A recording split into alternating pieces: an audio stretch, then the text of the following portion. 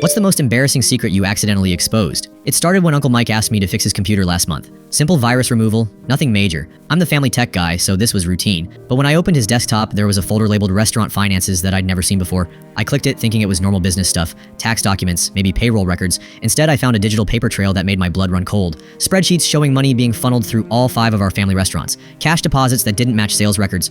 Withdrawals labeled as equipment purchases that never happened. And loan documents, lots of them. My uncle owed nearly $200,000 to people with names like Tommy the Fish and Big Mike Torrino. These weren't bank loans. These were the kind of debts that get you fitted for concrete shoes. The worst part? My 84-year-old grandmother's signature was on everything as a cosigner. Grandma Rosa, who built this restaurant chain from nothing 40 years ago, working 16-hour days to give our family a legacy, who now has dementia and can barely remember what she had for breakfast. Someone had been taking advantage of her condition to make her legally responsible for my uncle's gambling debts. I confronted him immediately. Found him at the main restaurant, counting the till like nothing was wrong. "Mike, what the hell is this?" I shoved printouts of the documents in his face. He went white. Completely white. Then he broke down crying right there in the dining room. Turns out he'd developed a serious gambling problem over the past 2 years. Started small with office pools and fantasy sports, escalated to underground poker games and sports betting. The hole kept getting deeper until he was borrowing from dangerous people just to stay alive. He swore he was going to pay it all back, begged me to stay quiet, said he just needed more time to figure it out. But I kept digging through his files that night. Found evidence he'd already sold kitchen equipment from 2 locations to a liquidation company. Industrial ovens, commercial refrigerators, stuff worth tens of thousands. The restaurants were still operating, but with cheaper rental equipment that was costing us more monthly than the equipment was worth.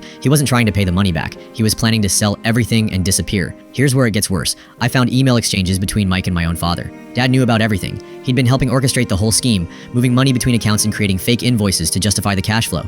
When I confronted Dad, he didn't even try to deny it. Said he was protecting the family name and that exposing Mike would destroy all of us. That we could handle this quietly and keep the restaurants running. I realized both of them were planning to let Grandma Rosa take the fall. Let her die bankrupt and disgraced while they figured out how to save themselves. That's when I made the hardest decision of my life. I called the FBI. The federal investigation moved fast. Financial crimes unit, money laundering charges, the whole nightmare. Local news picked up the story within a week. Beloved Italian restaurant chain used for money laundering scheme. Mike fled the state 2 days before his arrest warrant was issued. Haven't seen him since. Dad got charged as an accessory, but only served 6 months due to cooperation with prosecutors. All 5 restaurants were seized as assets in the investigation. 40 years of Grandma Rosa's work, gone. She doesn't fully understand what happened due to her condition, but she knows her life's work is destroyed. The confusion and heartbreak in her eyes kills me every day. The family blames me completely. Cousins won't talk to me. Aunts cross the street when they see me. At family funerals, I sit alone in the back. But here's what they don't understand. Those loan sharks weren't going away. If I hadn't exposed everything, Grandma Rosa would have ended up owing $200,000 to people who collect debts with baseball bats. They would have taken her house, her savings,